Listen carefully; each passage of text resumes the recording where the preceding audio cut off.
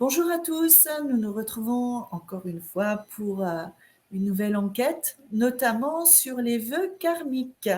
Nous allons pouvoir aller trouver quelques informations qui vont pouvoir sans doute nous aider à mieux vivre notre incarnation terrestre, du moins avec le moins de pollution possible. Donc, bonjour Caroline. Bonjour. On se retrouve donc toutes les deux aujourd'hui. Bon, évidemment, on s'est Mmh. dépollué comme à chaque fois, hein. Et on est toutes propres pour aller enquêter. Alors, quand je te dis vœu karmique, qu'est-ce qui te vient déjà? L'héritage, l'héritage transgénérationnel, l'héritage, transincarnation, mais c'est un héritage Mhm. qu'on peut accepter ou refuser. Oui, Voilà, d'accord. rien n'est figé. Mhm. Comme Ça dans veut la vie dire... actuelle, si quelqu'un meurt avec des dettes, on peut refuser d'hériter de ses dettes, Mhm. et c'est pareil pour tout. Ouais. Ok. Et je sais qu'il y en a pas mal des vœux, il y en a des principaux, hein. Tout le monde a entendu parler du vœu de pauvreté, de chasteté, de célibat, d'obéissance, de silence, de Et sacrifice. Donc, il y en a encore bien d'autres. Et tous ces vœux, donc, passent d'incarnation en incarnation, c'est ça? ça peut, si chaque incarnation fait le choix de conserver ses vœux ou ne fait pas le choix de le refuser. C'est, c'est vraiment une question de positionnement. D'accord. Donc, avant Et notre incarnation, on peut refuser un vœu qu'on aurait pu contracter dans une vie précédente. quand tu dis avant notre incarnation, est-ce que c'est entre 2 incarnations? Oui, Ou entre deux, oui. Avant de alors ça s'incarner. c'est un plan global. Tout ne dépend pas de l'âme. L'âme peut décider de s'incarner avec une fidélité à un vœu et choisir dans cette incarnation de faire le travail, de se rendre compte de ce vœu et de le libérer. Parce qu'en fait, le travail doit se faire dans la matière. Il doit se faire dans la matière puisque l'âme, en fait, quand elle n'est pas incarnée, pour elle, c'est beaucoup plus facile, tout est simple et tout est transparent. Eh oui.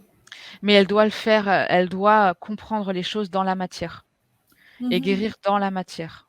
Donc elle peut faire le choix avant de s'incarner, de se décider de s'incarner et de vivre, une fidélité à un vœu, peu importe le Mhm. vœu, et elle peut faire le choix d'avoir le travail à faire, de prendre conscience de ce vœu ou de ce schéma répétitif et de le couper consciemment, Oui, parce consciemment. que c'est quand même des entraves, hein. Moi, j'ai souvent en session client des personnes qui ont fait le vœu de pauvreté.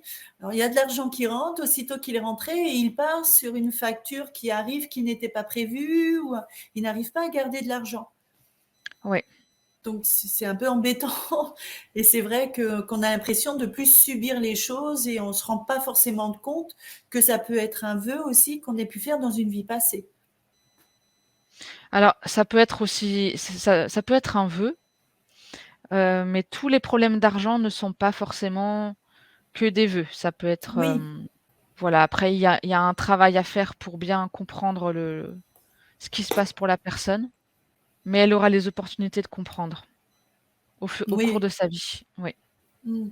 Oui, parce qu'on met toujours sur, notre chemin, des petites balises justement qui sont faites pour nous ouvrir les yeux et pour, une Oui, meilleure compréhension de ce qui nous arrive, hein, de toute c'est manière. ça. À Oui, nous de prendre l'information quand elle arrive et que ça nous parle sur l'instant. oui, C'est vraiment tout à fait. important. D'où Oui, l'importance de toujours s'écouter. oui, c'est ça. Après, le vœu de pauvreté n'est pas forcément lié à, comment dire? C'est pas parce que la personne gagne de l'argent et qu'il repart dans une facture que cette personne est pauvre. Est-ce qu'elle s'appauvrit vraiment? Ou est-ce que l'argent circule tout simplement? On n'est pas tous faits pour, emmagasiner l'argent, heu et avoir des comptes, très remplis. Des Mmh. personnes, ont aussi elles sont conçues, on va dire ça comme ça, elles sont conçues pour que l'argent soit fluide. mais elles n'ont pas forcément vocation à devenir riches ou à emmagasiner beaucoup Mhm. d'argent. De l'argent qui rentre et qui repart, si ce sont des sommes à peu près équivalentes, c'est aussi quelque chose qui circule, de fluide, même si évidemment on aimerait pouvoir en garder. Oui, Hem, mais la plupart du temps, c'est pas juste une fois, c'est systématique, c'est tout le temps. Les d'accord. personnes n'arrivent pas à faire de projets parce qu'il n'y a pas les finances, ou quand il y a les finances, ça repart directement. Donc, quand ça arrive une fois, on se dit, bon, bah, c'est pas de chance, hein, voilà. Mais quand c'est systématique et sur plusieurs années, on peut être amené à se poser la question. De toute On peut être manière, Oui, tout on à peut fait. toujours investiguer pour voir si c'est vraiment ça ou pas. On peut toujours investiguer, faire un nettoyage. Les vœux qui sont faits de génération entre génération ou de vie en vie, de toute façon, il y a toujours des indices pour comprendre de quoi on a hérité. Ce sont Mhm. des choses que les gens connaissent souvent, c'est d'aller voir leurs relations, si on parle d'argent, leurs relations à l'argent dans leur enfance, comment leurs parents ont vécu ça, leurs grands-parents. Oui, oui, c'est vrai. Mm. Et en fait, toutes ces manifestations ce sont aussi des indices pour aider à comprendre l'origine des vœux et comment mieux les défaire. C'est ça. Et d'ailleurs, Ouais. comment on sait si on a fait un vœu? Est-ce qu'on le sent en nous ou alors on est obligé de faire appel à un professionnel, un thérapeute? Tout dépend de la personne, on peut le sentir en nous, comme un blocage qui reste malgré des recherches, malgré des prises de conscience. On peut aussi D'accord, choisir un thérapeute. Il faut bien choisir. Il faut bien choisir, la personne doit être guidée vers la bonne personne. C'est d'accord. important de ne pas, tout de suite mettre la faute à des vœux et que la personne déjà, fasse une bonne introspection. Regarde un peu le déroulement de sa vie, ce qui s'y Voilà, passe, et ensuite c'est ça, investigue, c'est ça. peut-être un peu plus loin pour voir. Voilà. Ok. Est-ce que les vœux peuvent être enlevés tout seuls? Ou alors on a forcément besoin de quelqu'un? Ça peut être vraiment variable. Ça dépend vraiment des gens. Le mieux est toujours d'avoir une prise de conscience personnelle. Il faut que ça vienne de la personne de toute manière. Il faut qu'à un moment donné, le déblocage vienne de la personne elle-même, de sa relation à l'argent. Le côté argent est vraiment quelque chose de complexe, de très varié. On n'est pas tous faits pour avoir exactement la même quantité d'argent, la même Mhm. abondance financière. On a tous notre abondance, elle se situe à différents niveaux. Les finances peuvent être variables. Certaines personnes, sans parler de vœux, ont vraiment fait le choix d'avoir une vie modeste, sans parler de pauvreté, parce Mhm. qu'elles ont vécu une vie, dans le faste et dans la richesse, mais n'ont pas profité suffisamment des choses qui avaient de la valeur. Elles n'ont pas profité de leur famille.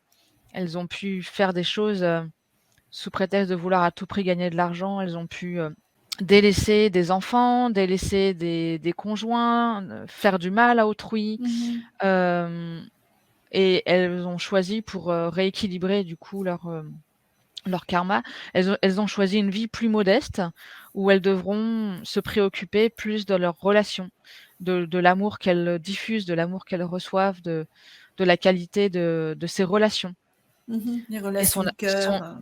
voilà, son abondance se trouvera là et ce n'est pas parce qu'elle n'est pas, elle n'a pas, elle n'a pas une grande maison ou Mhm.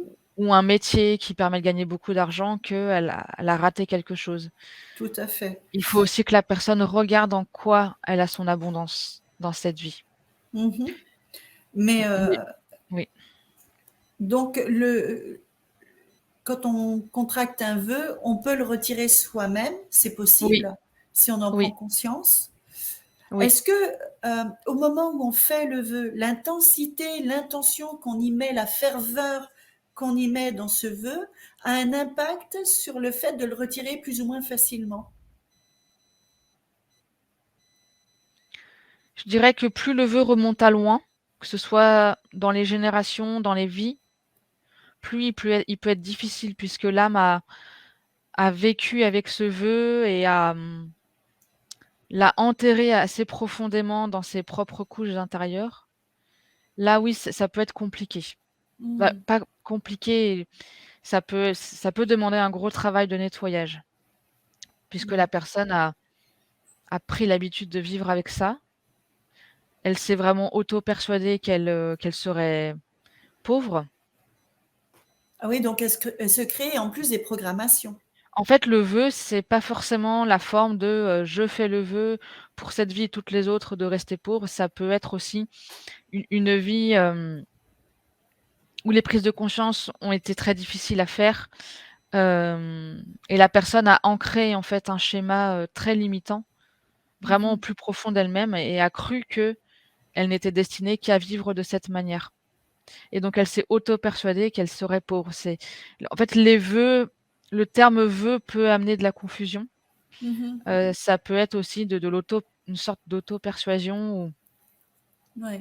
ou des vies tellement difficiles que les traumas se sont ancrés vraiment d'une manière à ce qu'une partie de l'âme, en fait, pense qu'elle sera obligée tout le temps de vivre comme ça. Et Mmh. là, c'est Mmh. aussi un travail de déprogrammation. D'accord, oui. Hem, Dans les cellules, tout voilà, ça. ça peut passer par le corps, selon les Mmh. personnes, comment ça s'est engrammé, ça Oui, parce que ça s'engramme dans les énergies et dans le corps aussi. c'est ça. D'accord, donc vraiment à tous les niveaux. Ça peut, voilà, ça peut. Mmh. Hem, Mais alors du coup, l'intensité, que l'on met, et la ferveur que l'on peut mettre à formuler un vœu n'a pas nécessairement d'impact sur, la problématique de le retirer. alors l'intensité avec laquelle on formule un vœu, c'est plus, le ce qu'on appelle le vœu de pauvreté peut être dû à des sortes de traumas, Mmh. à des une ou des vies particulièrement difficiles. Plus ça a été long, plus ça a continué de vie en vie, de génération en génération, plus oui, le travail est important Donc c'est plus au pour niveau du déprogrammer. temps. C'est plus au niveau du temps qu'au moment où il a été contracté, c'est Le temps plus ça et la et la répétition aussi. répétition. Voilà, le D'accord. temps et la répétition et les non prises de conscience font qu'il y a Mmh. une intégration profonde dans la personne, dans son âme, dans son être, qui fait que ça D'accord. ça peut vraiment être un problème majeur, incarnation après incarnation. Comment le savoir? Ça passe par un travail d'introspection. On Mmh. peut demander de l'aide, notamment pour tout ce qui concerne, les vies antérieures, pour voir comment ça s'est engrammé dans les annales akashiques, à quel point le traumatisme est profond Mmh. et il peut y avoir besoin, oui, d'une personne extérieure. Est-ce qu'on peut associer les situations de répétition, heu, avec les vœux? Par Avec exemple, si on des fait le schémas vœu en boucle. de Ouais, oui, voilà, c'est ça, des schémas de répétition sans arrêt, le ça vœu de peut être un vœu, célibat ou tu vois? ça peut être Tu un vœu, hem, pas forcément ancien. Tous les schémas de répétition ne sont pas liés forcément à des vies antérieures ou des choses qui viennent de mmh. de de loin dans la généalogie de la personne. Ça peut juste être simplement lié à son vécu à elle. Qu'est-ce qui s'est Mmh. imprégné en elle depuis sa conception? Mais oui, les schémas de répétition sont liés aussi à un trauma que la personne a vécu et qui s'est engrammé quelque part en elle, dans ses corps physiques ou subtils et que la personne a besoin de voir. Mmh. D'accord. Elle a Donc besoin c'est de pas voir, soit par elle-même, soit pareil avec une personne qui l'aide à prendre conscience. à prendre conscience. D'accord. Les schémas répétitifs sont là parce qu'ils ne sont là que pour permettre la prise de conscience Mmh. et s'ils reviennent, c'est que la prise de conscience n'est pas totale. N'est pas Donc il total, y oui. a voilà, oui. Après, chercher dans quelle direction, c'est pas toujours évident avec des schémas de répétition, par moments, c'est un peu le casse-tête, hein. C'est un peu le casse-tête. C'est pour ça que, d'aller Se voir faire aider peut être quelqu'un, utile. Oui, voilà, c'est ça, ça oui, permet d'y voir plus clair. oui. Hem, et quel effet les vœux ont-ils sur notre énergie? Ils affaiblissent parce que le temps qu'on met à prendre conscience en fait, peut demander beaucoup d'énergie, hem, peut faire que la personne traverse des expériences compliquées Mmh. pour permettre cette prise de conscience. Elle peut aussi faire des rencontres, qui l'amènent pas forcément au résultat qu'elle souhaite. Ça fait partie de l'expérience. Hem, le travail qui permet la prise de conscience peut être difficile et fatigant au niveau énergétique, mais il est nécessaire. Il est nécessaire, ouais. Il est nécessaire, la personne peut trouver du soutien, peut se faire aider. Il faut toujours essayer de prendre soin de soi au maximum quand on fait un gros travail Mmh. d'introspection. Mmh mh, mmh mh. La nourriture, la qualité de l'eau, la manière de prendre soin de son corps, c'est très important. Et oui, et puis j'imagine que plus on monte en vibration, plus on a une sorte de clairvoyance sur ce qui nous arrive et les problématiques, que l'on a en soi aussi. Oui, Ça nous aide, à mieux voir. quoi qu'il en soit, la personne est guidée. Le problème, c'est que souvent quand, ce travail se fait, Mmh. hem, la personne traverse des périodes compliquées et peut oublier qu'elle est guidée, mais dans les faits, elle est toujours guidée. Mmh. D'accord. Ouais. Est-ce qu'on peut avoir fait plusieurs vœux et que plusieurs vœux soient actifs dans notre vie? Oui, oui. Oui, la Avez-vous personne peut très bien avoir à gérer, des vœux liés à l'argent, la pauvreté et par oui, exemple, l'obéissance, voilà, des vœux de soumission, des vœux de silence aussi, des hein? voilà, les vœux de silence, oui. Il peut y avoir plusieurs évidemment, oui. Mmh. Mmh. Les vœux de silence, avoir du mal à s'exprimer, en public, à s'exprimer tout court même, hein, des fois, c'est pas toujours évident.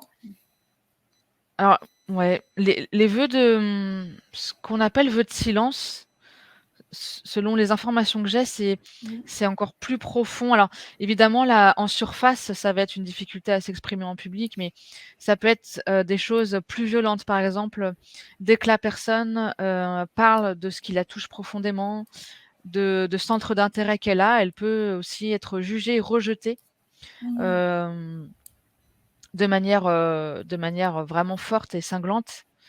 Heu, là, ça vient vraiment réveiller des traumatismes, ouais, des traumatismes. Si on parle de vœux de D'accord. silence, notamment Ouais, par ouais. rapport à tout ce qui est chakra de la gorge. Mmh.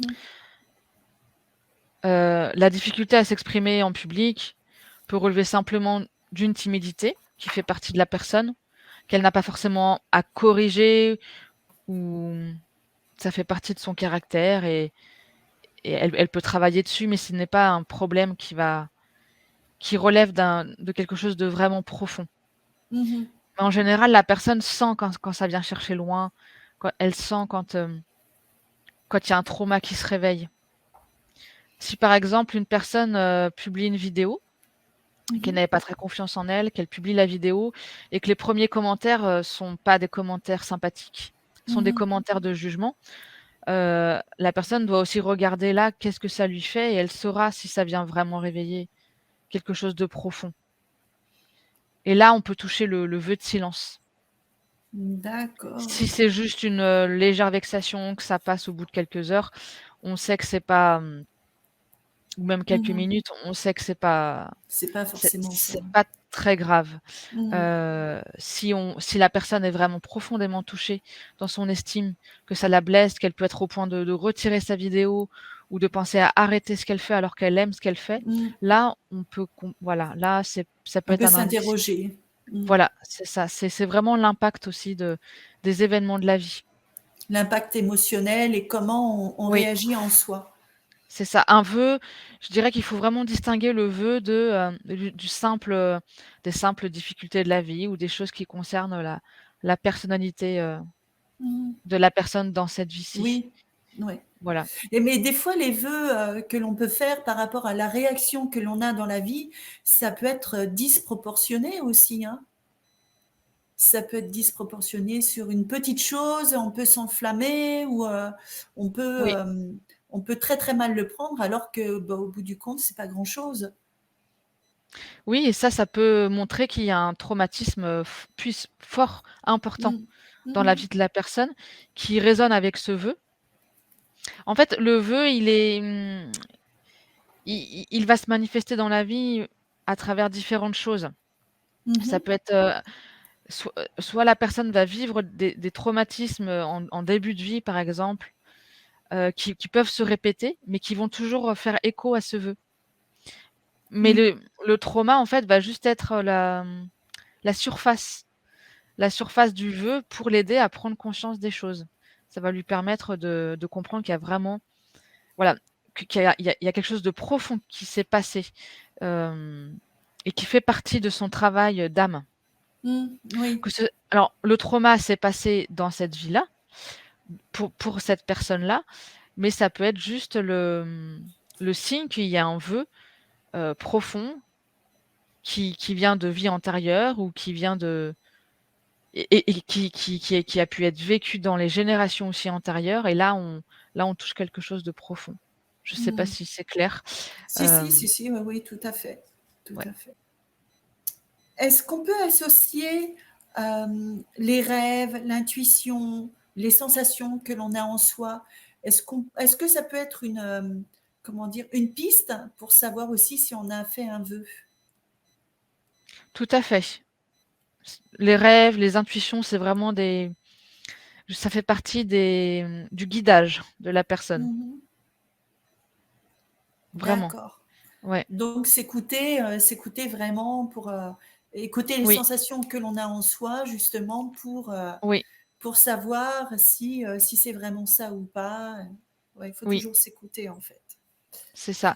Certains vœux peuvent faire l'objet d'un travail, d'une vie, parce que la personne a choisi dans cette incarnation de travailler telle chose et elle sait que ça peut prendre une vie. C'est pas parce que Mmh. la personne met beaucoup de temps à guérir un lien à l'argent, sa manière ou ses relations ou sa manière de parler. Voilà, c'est pas parce que c'est long à traiter, à guérir, à prendre conscience que la personne fait mal. Ça, c'est vraiment Mmh. important. D'accord. Selon les objectifs que l'âme s'est fixés pour une vie, ça peut prendre un certain temps et même si la personne n'a des prises de conscience qu'à 50, 60 ans, c'est pas grave. Il faut toujours se remercier pour tout le travail effectué, peu importe l'âge. Mmh, mmh, mmh. Il y a toujours une leçon à comprendre, dans tout Voilà, ce qu'on vit et de toute manière, c'est toujours enrichissant même si on ne le comprend pas forcément, au c'est ça. départ, hein, parce que quand on vit une situation comme ça, c'est Oui, pas toujours évident, pas toujours évident. oui, Et c'est vrai que, bah, moi j'avais fait le vœu du silence et regarde maintenant ce que je fais. oui, Donc c'est ça. voilà, tout est possible et tout peut être, guéri. Il suffit d'en prendre conscience, d'avoir les bons outils aussi pour se libérer Oui, et oser le faire, hein, tout simplement, oser le oser faire. le faire et ne pas se culpabiliser de ne pas l'avoir fait plus tôt ou Mmh ça, c'est mh. vraiment des choses de la vie purement terrestre, mais sur un plan plus élevé, il faut prendre de la hauteur et se dire que on a vraiment toute la vie pour faire certaines prises de conscience. Forcément, on aimerait que ça aille vite, mais Mmh. Bah, il est jamais trop tard. il est jamais trop tard et voilà, il faut se dire que il n'y a jamais de travail trop long ou d'inefficacité ou de perte de temps. En fait, tout est juste Mmh. dans le cheminement pour prendre conscience des choses. D'accord, Tout est juste super. et surtout pas se comparer aux autres personnes. Ah oui, surtout pas. Mmh. Voilà. Tout à Mmh. fait. Chaque expérience est différente, chaque Oui, personne est différente et chaque vécu est différent, donc on peut vraiment pas se comparer, ça c'est sûr. c'est Je ça. vais pas faire, une vidéo trop longue. J'ai une dernière question, à te poser, hem, qui soulève, bah, justement le mariage. Le Oui, mariage, est-ce que c'est un vœu? Puisqu'à la fin on dit: «Jusqu'à ce que la mort nous sépare». Donc c'est une sorte de vœu aussi que l'on fait avec une personne qui est ritualisée quelque part. oui. Il y a le mariage à comprendre d'une manière, purement terrestre avec, tout tout ce qui a été mis autour du mariage. Et il y a Mmh. le mariage, de cœur à cœur. Hem, le mariage est un vœu d'amour. Mmh. Ce n'est pas une chaîne. Oui, voilà. Ce n'est pas une chaîne. Mmh. Hem, la phrase, «Se promettre l'un à l'autre jusque la mort nous sépare», c'est une phrase,